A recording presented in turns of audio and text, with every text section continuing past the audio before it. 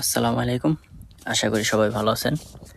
আমি আজ আপনাদের দেখাবো সৌদি আরবের একটি সবজি মাজরায় আমাদের প্রবাসীদের থাকার ব্যবস্থা কেমন হয়, আমাদের রুমগুলো কেমন, আমরা কোথায় রান্না করি এবং মরুভূমির এই পরিবেশে আমরা কিভাবে মানিয়ে চলি, সব কিছুই থাকছে আজকের এই ভিডিওতে। চলুন শুরু করা যাক।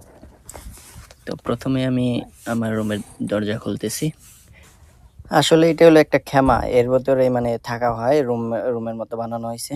আর এই আমাদের রুম, এই রুমের ভেতরের পরিবেশ।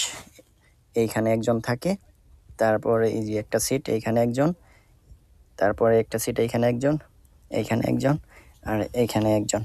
মানে এক রুমে সর্বোচ্চ 5 জন। আর এই যে মাঝখানে যে জায়গাটুকু, এটা আমাদের খানা দানার জায়গা আর কি, সব কিছু এটার মধ্যে, এই রুমের মধ্যে। আর এই হলো আমাদের ফ্রিজ।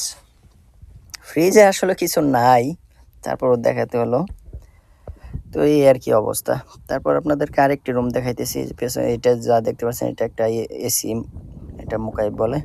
আর রুমের দরজা না, এটা কম্বল দিয়ে ঢাকা। তো এই হলো আরেকটা রুম।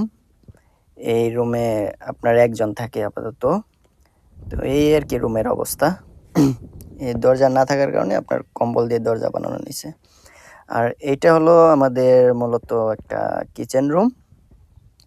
আর এইখানে আমরা সবাই একসাথে থাকি। চলুন কিচেন রুমটা আপনাদেরকে দেখাই।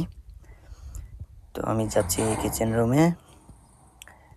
এই হলো কিচেন রুম, এখানে একজন থাকে, নতুন আসছে উনি। আর এই আমাদের কিচেনের অবস্থা, এখানে রান্না বান্না করা হয়।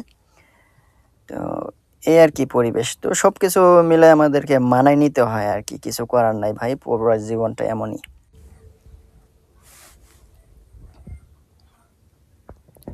আর এইটা হলো একটা পানির ট্যাঙ্কি, এই পানি দিয়ে গোসল করা, মাজরা, সবজিতে পানি দেওয়া। এইটা মোটর দিয়ে পানি উঠে আবার এই পাইপের মাধ্যমে পানি মাজরার ভেতর দেওয়া হয়।